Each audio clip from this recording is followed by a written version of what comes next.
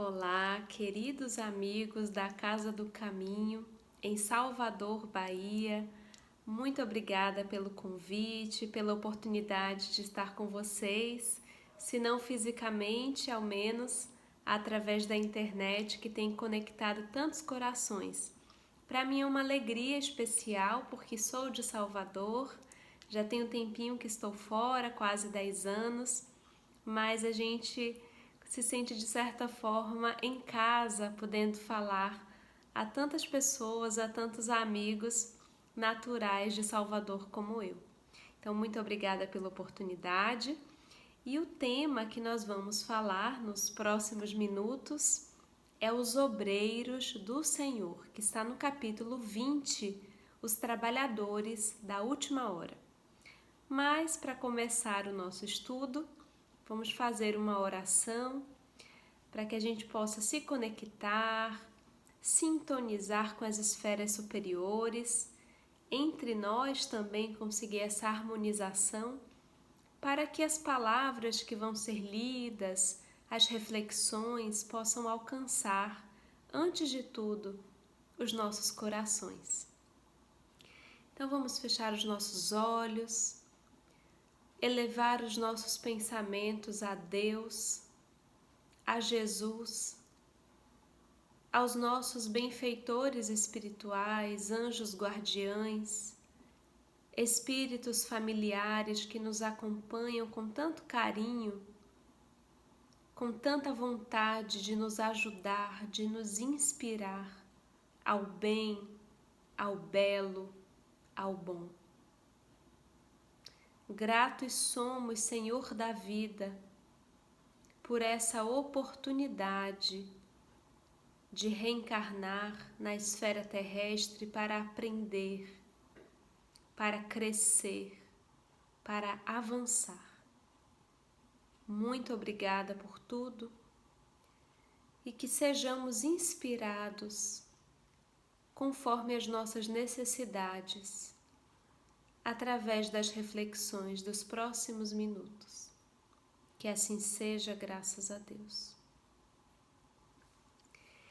Então eu vou começar lendo o item 5 do capítulo 20 do Evangelho segundo o Espiritismo e depois nós vamos trabalhar cada um dos aspectos dessa mensagem tão profunda que tem como assinatura nada mais, nada menos do que o Espírito de verdade, o Espírito responsável pela chegada à Terra dos ensinamentos espíritas, o Espírito que organizou esse material das esferas superiores para a esfera material, que orientou de pertinho o trabalho de Allan Kardec, codificador da doutrina espírita.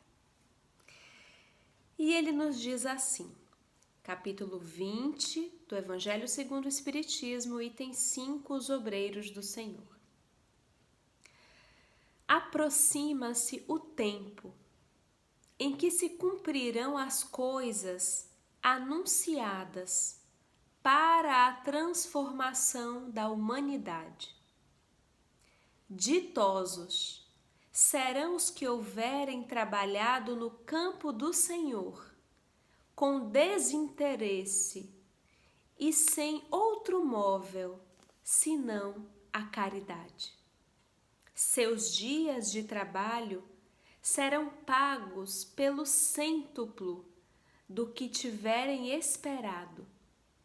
Ditosos os que hajam dito aos seus irmãos: trabalhemos juntos e unamos os nossos esforços, a fim de que o Senhor, ao chegar, encontre acabada a obra. Porquanto o Senhor lhes dirá: vinde a mim, vós que sois bons servidores, vós que soubestes impor silêncio aos vossos ciúmes e às vossas discórdias, a fim de que daí não viesse dano para a obra.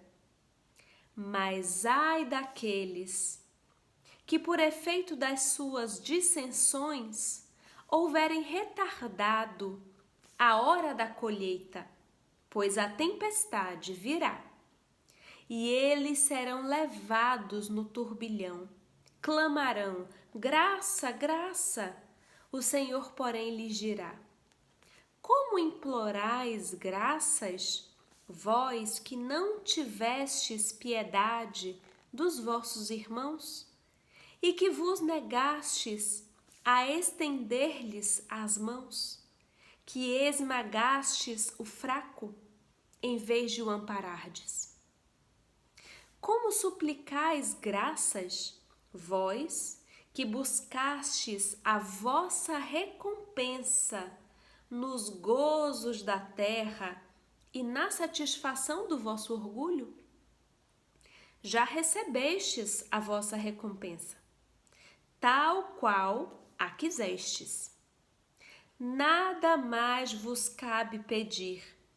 As recompensas celestes são para os que não tenham buscado as recompensas na terra.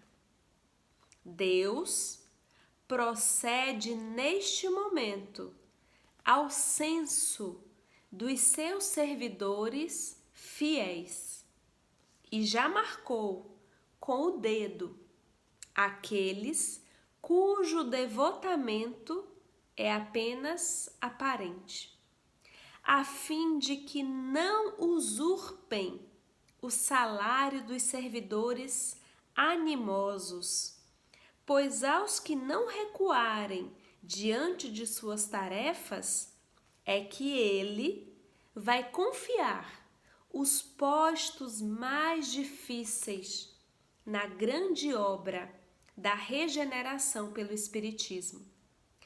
Cumprir-se-ão estas palavras: os primeiros serão os últimos, e os últimos serão os primeiros no reino dos céus. O Espírito de Verdade, Paris, 1862. Essa mensagem está no capítulo 20. É a última mensagem desse capítulo. É um capítulo que eu considero curto, um capítulo muito direto, muito forte, de poucas páginas. Temos alguns capítulos no Evangelho segundo o Espiritismo que tem várias páginas. Vocês já devem saber que praticamente todos os capítulos do Evangelho segundo o Espiritismo, nessa organização, Allan Kardec segue praticamente em todos uma mesma lógica.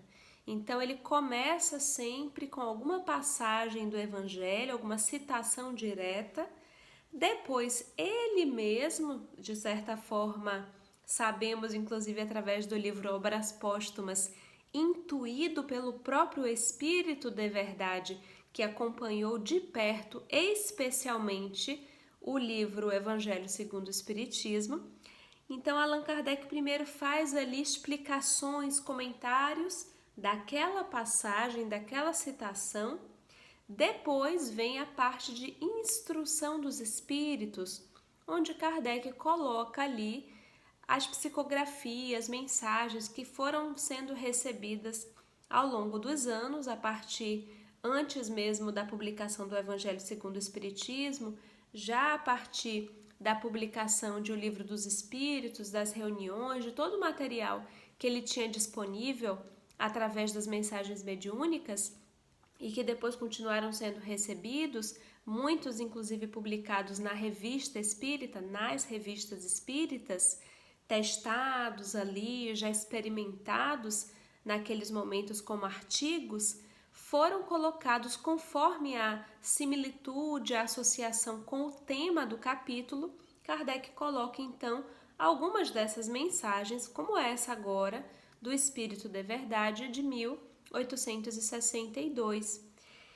Então, o que já me chama a atenção aqui, que eu achei tão interessante? Não há, nesse capítulo, o comentário de Kardec após a citação evangélica. A citação evangélica, que começa o capítulo, é aquela muito conhecida, que gera bastante dúvida, quando nós temos ali um pai de família, Jesus mais uma vez para falar do reino dos céus, como várias das passagens evangélicas e das parábolas em que ele começa: o reino dos céus é semelhante, o reino dos céus. Aqui também é uma dessas. Então ele vai nos dizer que o reino dos céus é semelhante a um pai de família que sai nas primeiras horas, de manhã cedo, digamos assim.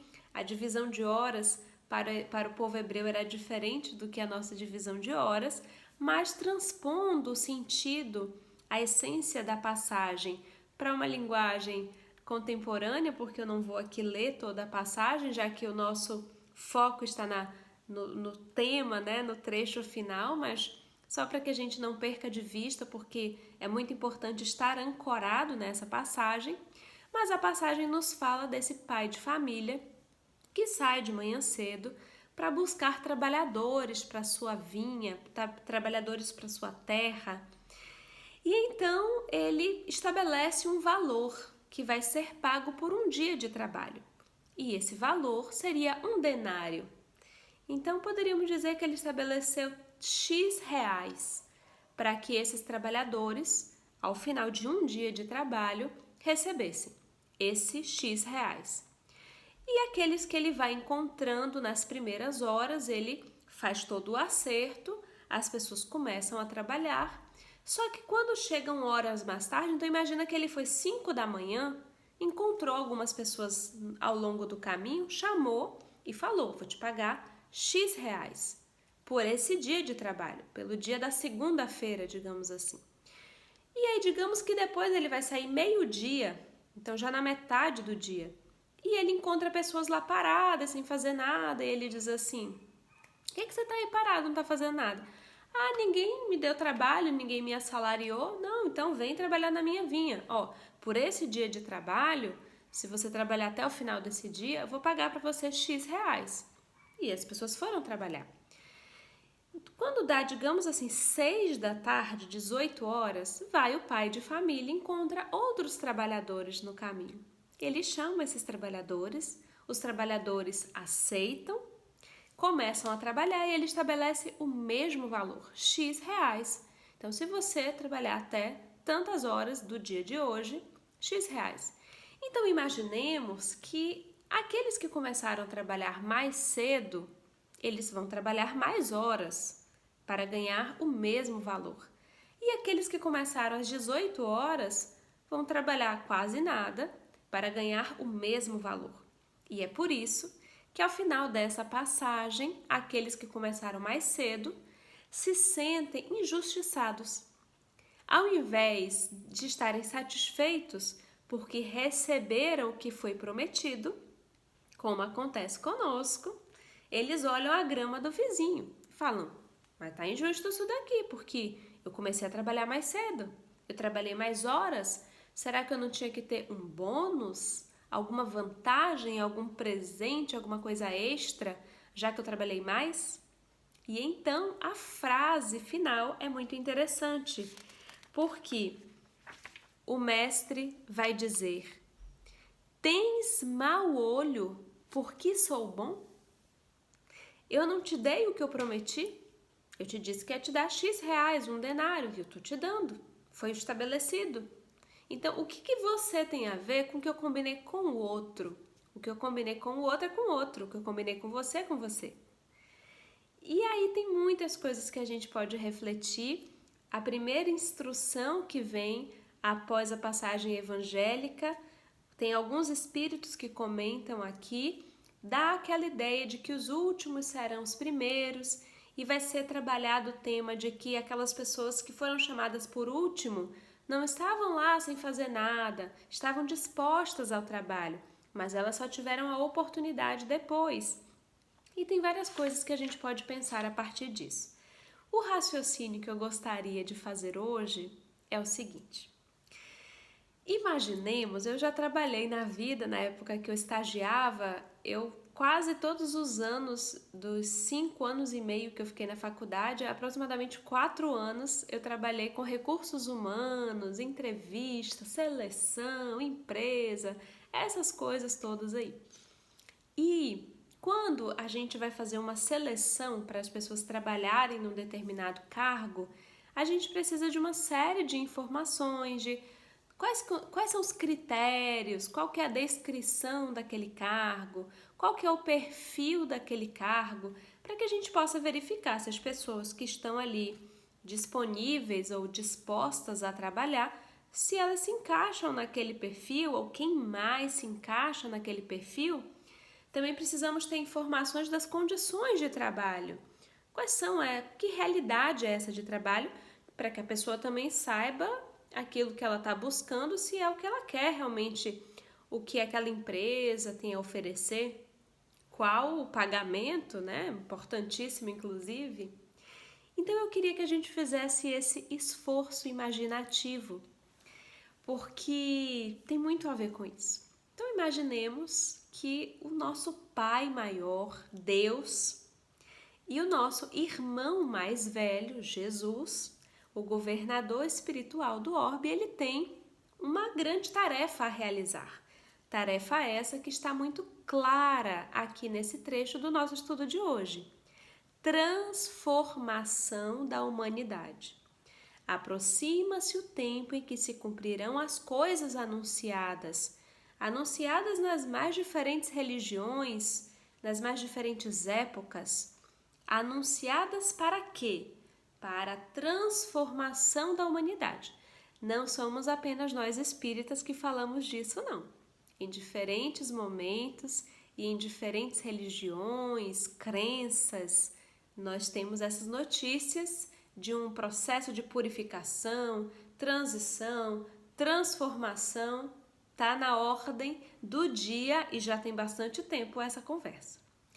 Então, para que essa transformação da humanidade, não da estrutura física da Terra, a proposta de trabalho não é para transformar a Terra fisicamente. A parte que nós estamos aqui trabalhando é a transformação da humanidade, então, dos habitantes que povoam o planeta. Então, existe esse trabalho a ser realizado. E para essa grande obra, para essa grande transformação, Jesus, em nome de Deus, o representante oficial de Deus, está convocando trabalhadores. Então, muitos foram chamados, convocação geral. Agora, tem os critérios. Para ser escolhido para a vaga de obreiro do Senhor, trabalhador da vinha, tem pequenos critérios. Vamos aos critérios? Então, no texto tem os critérios. Que critérios são esses? Primeiro, desinteresse. Para trabalhar para Deus, para trabalhar para Jesus, é necessário desinteresse. Nenhum outro móvel, nenhum outro objetivo, senão a caridade. Então, se eu estou trabalhando aparentemente para Jesus, para a divulgação da doutrina espírita, do cristianismo redivivo, se eu estou entregando sopa, ou se eu estou na casa espírita fazendo algum tipo de atividade voluntária, é importante o desinteresse e nenhum outro objetivo secundário, nenhum outro móvel que não seja a caridade. Então, por que isso precisa ficar muito claro nessa lista aqui de critérios para ser escolhido como obreiro do Senhor? Porque ainda hoje, algo que parece óbvio não é óbvio. Há muitas pessoas ainda hoje, e não estou falando de amigos de outras religiões, estou falando de nós mesmos espíritas, que acham, às vezes até não falam, mas internamente têm a expectativa de que ao se dedicar voluntariamente a uma religião, vão receber facilidades na vida material. Como se fosse uma certa troca. Então eu sou tão bonzinho, eu estou ajudando tanto, eu estou segunda, terça, quarta, quinta, sexta, sábado e domingo me dedicando a uma causa sem ganhar salário. Então, pelo menos, eu não vou ter problema na minha vida. Pelo menos as coisas lá em casa vão ficar mais calmas. Pelo menos no meu trabalho eu não vou ser demitido, porque, afinal de contas, eu preciso desse dinheiro para ajudar outras pessoas. E isso é um interesse. O interesse não está só naquela pessoa que trabalha voluntariamente pensando na prosperidade material, naquele recurso direto, talvez de doações. Isso é algo gritante, mas isso vai se refinando. Então, talvez muitos de nós que às vezes até apontem o equívoco de pessoas que pegam o recurso de outros e usam para si, ou que vendem a simonia, que vendem os dons de Deus, quando isso vai se refinando, às vezes sem nos darmos conta, a gente vai usando esse mesmo recurso de outras formas, a gente distorce. Então a gente vai usando, por exemplo, com interesse, a gente vai se tornando, por exemplo, alguém que utiliza certas vantagens, o conhecimento que as pessoas têm em relação a nós para conseguir outras coisas. É importante que cada um de nós, não é para a gente julgar o outro, é uma avaliação interna, porque é entre a gente e Deus. Essa seleção entre os chamados e os escolhidos é entre nós, cada um de nós, e Jesus, cada um de nós e Deus. Não para que a gente avalie os outros. Então, desinteresse de toda a ordem, desinteresse do reconhecimento, desinteresse dos aplausos, desinteresse dos likes, desinteresse da quantidade de seguidores, desinteresse das pessoas que vão te elogiar e dizer que você é incrível, desinteresse. Isso tudo pode acontecer, mas esse não pode ser o seu interesse. Faz muita diferença. Porque se tudo isso acontece, mas isso não é o seu interesse, não é isso que te mobiliza, se você não tiver nada disso, você continua motivado. Nós continuamos motivados. Então, se o que me motiva, se o meu interesse é a caridade, é ajudar, é ser útil, é servir na seara do Mestre, se eu tiver uma visualização ou se eu tiver milhões, eu estou motivada, porque eu sinto que eu estou fazendo a minha parte. Eu sinto que eu estou contribuindo e que só de fazer um estudo, eu já fui beneficiada porque eu aprendi, porque eu estudei, porque eu sei que tem espíritos desencarnados ao meu redor que também podem estar se beneficiando com esse esforço de estudar e de aprender. Agora, se o interesse está centrado em algo além da caridade, seja no reconhecimento, seja no aplauso, seja em algum benefício secundário, aí eu fico presa a esses reforços. Eu fico desmotivada quando isso não acontece. Então fica a reflexão de como está o nosso interesse ou desinteresse. Depois, trabalhemos juntos. Fraternidade, união, está aqui também claramente. Trabalhemos juntos e unamos os nossos esforços a fim de que o Senhor, ao chegar, encontre acabada a obra.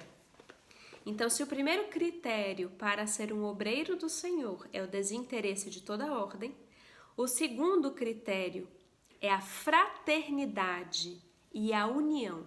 Ninguém faz nada sozinho. A lei de Deus é lei de solidariedade e de fraternidade. E a doutrina espírita, como cristianismo redivivo, resgata isso. A bandeira do espiritismo é: fora da caridade não há salvação. Não há verdadeira caridade sem fraternidade, sem olharmos uns aos outros como irmãos. Então, a gente precisa atentar para isso. Porque no trabalho com aquele que é imperfeito como eu, é muito comum que eu até prefira fazer sozinho para não ter que lidar com a diferença, com as dificuldades. Não é verdade? Porque na convivência com esses irmãos, e aí como irmãos mesmo, porque na família não é fácil conviver com irmãos. Quem conviveu com irmãos sabe os desafios que vêm dessa relação de fraternidade, dessa construção de fraternidade. Porque vem os melindres, vem a dificuldade de tolerar, vem a dificuldade de perdoar, e isso é algo que já acontecia desde os primeiros apóstolos. Desde aquela convivência entre os mais novos e os mais velhos, como nós encontramos ali nos bastidores do livro Boa Nova de Humberto de Campos por Chico Xavier, Simão o Zelote, o mais velho, melindrado, porque aqueles mais novos, porque Tiago, João Evangelista estavam ali entusiasmados, que eles iam fazer, que eles iam acontecer, e Simão Zelote se sentindo impotente, incapaz, cansado, e os outros sem perceber que estavam machucando, atropelando com as suas falas imponentes. Mais tarde encontraremos também relatos no livro Paulo e Estevão, do Espírito Emmanuel, de momentos ali cruciais em que, se a fraternidade não imperasse, se o objetivo grandioso não ficasse à frente do personalismo, à frente do orgulho, à frente do ego de cada trabalhador, o cristianismo sequer teria chegado aos dias de hoje. Vemos ali a figura de Simão Pedro, já ancião, entre Tiago e Paulo, o vaso escolhido, ali naquela situação de como que nós conciliaremos o progresso e tudo aquilo que Jesus trouxe, que Paulo tão bem soube compreender após a sua transformação, com o passado, as tradições judaicas, as perseguições que Tiago tão bem sabia conciliar para preservar o trabalho da Casa do Caminho. E há um momento específico em que Paulo coloca Simão Pedro numa situação muito delicada, querendo que ele escolhesse um lado, e Simão Pedro tentando conciliar, percebendo que a questão era profunda, que não dava para romper com nenhum dos lados, que entre o passado e o futuro poderia existir um caminho do meio. E Simão Pedro silencia diante de um ataque muito duro de Paulo. E Emmanuel chega a nos dizer que, se naquele momento Simão Pedro não silenciasse, se ele desse vazão ao temperamento dele e rompesse, brigasse, talvez não tivéssemos a continuidade do trabalho de uma forma unificada, mas passasse a existir a partir dali o grupo dos paulinos, dos seguidores de Pedro, dos seguidores de Tiago, a cisânia, a divisão, o separativismo, teria desde muito cedo adentrado o coração do cristianismo primitivo. E é sobre isso que essa mensagem aqui também nos alerta. Ditosos, felizes, são aqueles capazes de olhar os companheiros de trabalho, os outros obreiros, quem está ali ao seu lado, como irmãos. Como irmãos. Não é achar que sozinho faz melhor, mas é compreender que, apesar das dificuldades de fazer junto, é junto que a gente cresce, é junto que a gente fica mais forte.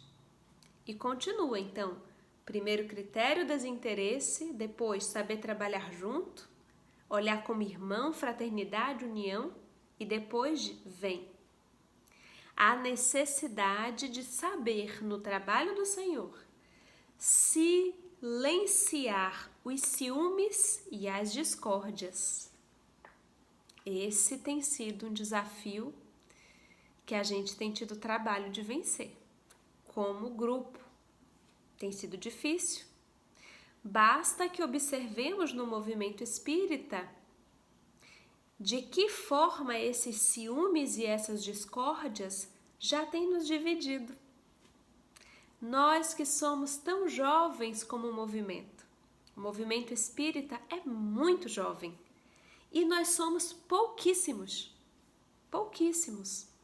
Quando comparados a outras tradições, a quantidade de espíritas que existia, que era contabilizada à época de Kardec, que na época que eclodiu foi muito rápido, alastrou muito rápido. E a quantidade, a expectativa ali que se tinha, não se tinha um número exato, né, um certo censo ali, é como se aquilo, como não, né? A gente sabe que houve sim essa transposição, tanto do trabalho em si aqui para o Brasil, quanto também dos trabalhadores. Mas é como se não tivéssemos conseguido vencer um certo limite, porque a quantidade também que nós temos hoje se aproxima. Eu já vi alguns estudiosos falarem sobre essa similitude tão interessante entre a quantidade total que se tinha e a quantidade que se tem hoje. Só que passou de um lugar para outro, de uma região para outra. E mesmo num grupo relativamente pequeno, quando comparado a outros grupos religiosos, a outras filosofias espiritualistas, nós conseguimos nos dividir. Por quê? Porque não temos trabalhado juntos como irmãos, porque não temos conseguido alimentar, passar por esse critério da fraternidade e da união. Então, na primeira desavença, nós nos dividimos. Na primeira discordância, nós não colocamos o bem maior, o trabalho, a obra do Senhor à frente, mas a nossa personalidade que quer estar certa, que quer ganhar a discussão, que quer ter a verdade, que quer defender esse ou aquele. E assim, olha o que a mensagem diz.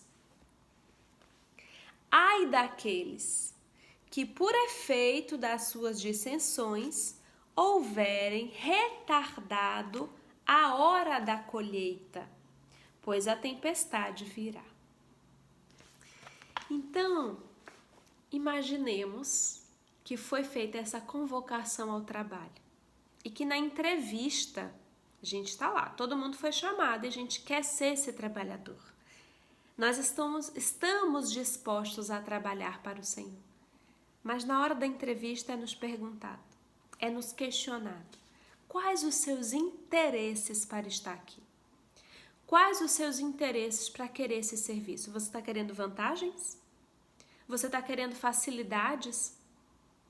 Você quer, diante das dores do mundo, passar com facilidade? Ser poupado? Ou você está realmente disposto a servir? Você está disposto a ser apedrejado? E hoje não é com pedras, talvez, mas com palavras, com ofensas, com haters, com odiadores, com ofensas, com calúnias. Você está disposto a silenciar as discórdias em nome de um bem maior? Você está disposto a trabalhar junto com o diferente? Junto com aquele que não te compreende? Junto com aquele que não te admira? Junto com aquele que não te aplaude? Você está disposto? É isso que nos é perguntado na entrevista. E tem mais. No texto aqui o Espírito de Verdade ainda nos diz que há chance de promoção nesse trabalho. Olha só. Tem chance de ser promovido. Como que faz para ser promovido? Até aqui, ó.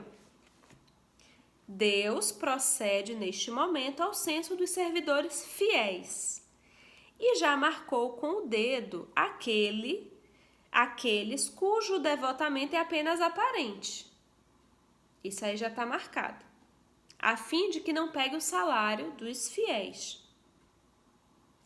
E aos que não recuarem diante dessas tarefas, aos que seguirem os critérios certinhos, ele vai confiar os postos mais difíceis na grande obra da regeneração pelo Espiritismo.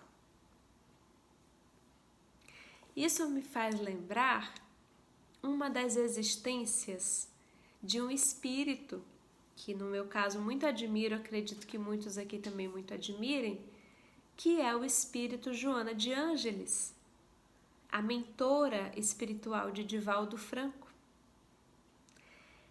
E Divaldo relata em entrevistas que uma das características desse espírito abnegado que mais marcam nessa convivência, nos aprendizados que ele tem tido, é a fidelidade desse espírito a Jesus. A ponto desse espírito, dessa benfeitora, dizer a Divaldo em mais de uma ocasião, diante das provas e dos desafios dele mesmo, que ele deveria ser fiel a Jesus em quaisquer circunstâncias, nunca se defender, nunca se justificar, nunca querer ganhar, mesmo diante das injustiças humanas, colocar a causa à frente dos melindres e das dores pessoais. E esse espírito, próprio Divaldo relata, está registrado em obras também, na existência em que esteve ali contemporânea à vinda de Jesus à Terra, ela estava na personalidade de Joana, esposa de Cusa, uma mulher que se dispôs, que buscou Jesus e se dispôs a abandonar o marido, que não a compreendia, que não era amoroso, que era de difícil convivência, para seguir. Ela que nem era judia, que tinha inclusive algumas facilidades no momento inicial, porque o seu esposo tinha um certo status entre os patrícios, e ela busca Jesus, querendo abandonar tudo para segui-lo. E naquele momento, o testemunho que Jesus pede a ela é que continuasse naquele momento, junto às tarefas que ela tinha a realizar na família, naquele momento. Porque Jesus, o nosso mestre, o nosso rabi, o governador do nosso planeta, ele pede a cada trabalhador conforme o que o trabalhador tem condições de dar. Então, naquele momento, era isso, algo muito desafiador, inclusive, permanecer, o que foi solicitado a Joana, esposa de Cusa. Mais tarde, já com filhos, chegaria o momento do testemunho, o momento do sacrifício, o momento em que ela seria convidada a abjurar da crença no caminho proposto por Jesus. E junto ao filho que implorava para que ela fizesse isso, imaginemos a dor dessa mãe. Imaginemos a dor de alguém que tem o filho junto a ela, atado num poste a ser queimado, vivo, em labaredas. E ela permanece. E é perguntado a ela naquele momento derradeiro: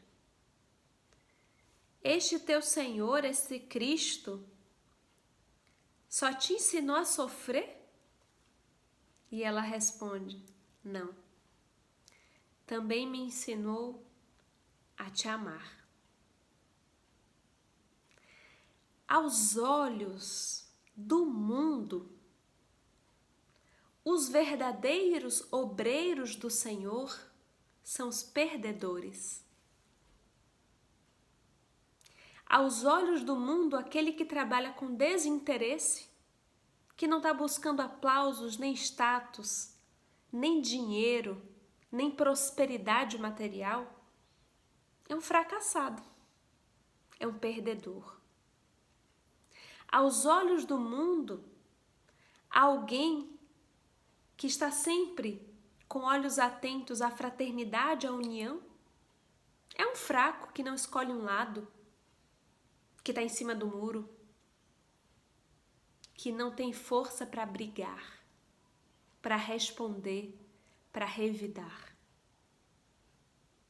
Aos olhos do mundo, alguém que busca silenciar as discórdias e os ciúmes é alguém incompreendido e, mais uma vez, fracassado. Porque as pessoas querem que você escolha alguém para você defender. E elas não conseguem acreditar que você possa gostar de um lado e gostar do outro, ter carinho por um lado e carinho por outro. Que você possa gostar desse médium e também daquele, e até respeitar o que você não gosta, que você não precisa falar mal de nenhum deles. Então, aos olhos do mundo, é alguém muito solitário, aquele que escolhe conviver com Deus, conectar-se aos desígnios de Deus. É por isso que Joana de Cusa, aos olhos do mundo, saiu da vida material derrotada. Derrotada. Aos olhos do mundo, Francisco de Assis foi um fracassado. Hoje é santo, mas quando esteve aqui, como ele era visto? Como ele era visto pela igreja? Por muitos foi considerado um louco, um incompreendido, um fanático. Como alguém pode escolher a pobreza? Os pequenos, os esquecidos? Aos olhos do mundo, Maria de Magdala, uma mulher que morreu junto aos leprosos, aqueles cujos nomes eram retirados do livro da vida. Aos olhos do mundo, Irmã Dulce, a nossa Irmã Dulce dos pobres, baiana, pequenininha, baixinha. Como que ela era vista? Hoje, canonizada? Mas e quando ela esteve? Mantida sozinha por um tempo pela própria ordem? Por não ser compreendida? Quantas cusparadas na mão ela recebeu para conseguir ajudar os seus?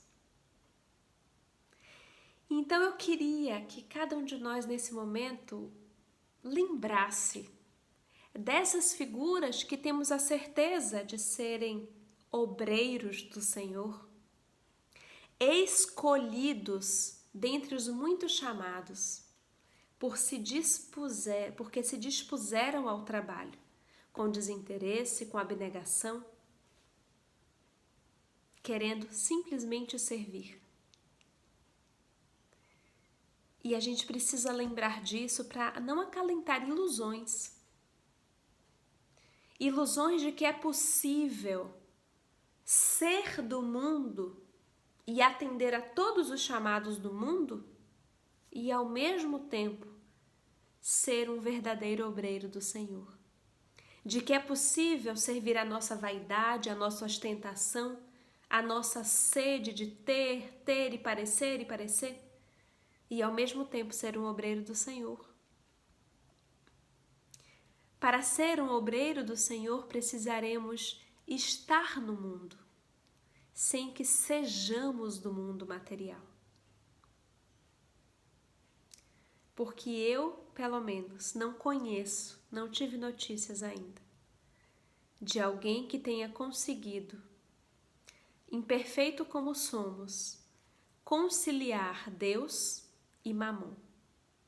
Jesus veio para os doentes, para os enfermos, para os pequeninos, para os esquecidos, para os necessitados. Que cada um de nós encontre também Qual o sentido do seu serviço aqui na Terra? Qual o cadinho que Jesus nos confiou para sustentar, para erguer, para servir? E não aguardemos o salário do mundo, porque se recebermos esse salário, o que poderemos aguardar depois? Se é exatamente no depois que nos está reservado o verdadeiro reino dos céus. E é interessante porque na passagem inicial, a parábola dos trabalhadores da vinha nos diz que o salário é o mesmo. E eu queria ler para vocês um trecho de Leon Denis, que nos dá algumas dicas do porquê o salário é o mesmo. Por que nós que chegamos agora, se nos tornarmos esses obreiros do Senhor, receberemos o mesmo salário de Francisco de Assis? O mesmo salário de Joana de Ângeles, Joana de Cusa? O mesmo salário de Pedro, de Paulo, de Tiago? Nos diz no livro O Grande Enigma, logo no início, o apóstolo tão querido Leon Denis. Ó homens, aprendam a descer em si mesmos, a pesquisar nos recantos mais íntimos do seu ser. Interroguem-se no silêncio e no refúgio e aprenderão a se conhecer, a conhecer em vocês a potência oculta. É ela que eleva e faz resplandecer no fundo de nossas consciências as santas imagens do bem, da verdade, da justiça, e é honrando essas imagens divinas, rendendo-lhes um culto de cada dia, que essa consciência ainda obscura se purifica e se esclarece. Pouco a pouco a luz aumenta em nós, como a aurora sucede à noite, como gradualmente, de uma maneira insensível, as sombras dão lugar ao brilho do dia. Assim, a alma se ilumina com as irradiações desse foco que está nela e que faz eclodir no nosso pensamento e no nosso coração formas sempre novas, sempre inesgotáveis de verdade e de beleza. E essa luz é também uma harmonia penetrante, uma voz que canta na alma do poeta, do escritor, do profeta, que os inspira e lhes dita as grandes e fortes obras pelas quais eles trabalham para a elevação da humanidade. Mas apenas esses sentem estas coisas, porque, tendo dominado a matéria, tornaram-se dignos dessa comunhão sublime através de esforços seculares, aqueles cujo senso íntimo abriu-se para as impressões profundas e conhece o sopro poderoso que atiça as inspirações do gênio, o sopro que passa sobre as frontes pensativas e faz estremecer os envoltórios humanos.